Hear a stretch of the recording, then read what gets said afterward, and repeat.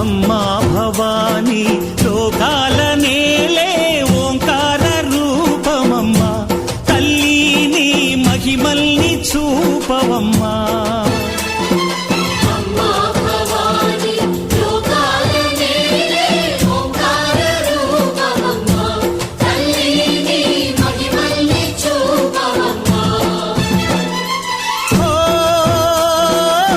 సృష్టికే దీపమా, శక్తికే మూలమా, సింహరథమే నీదమ్మా.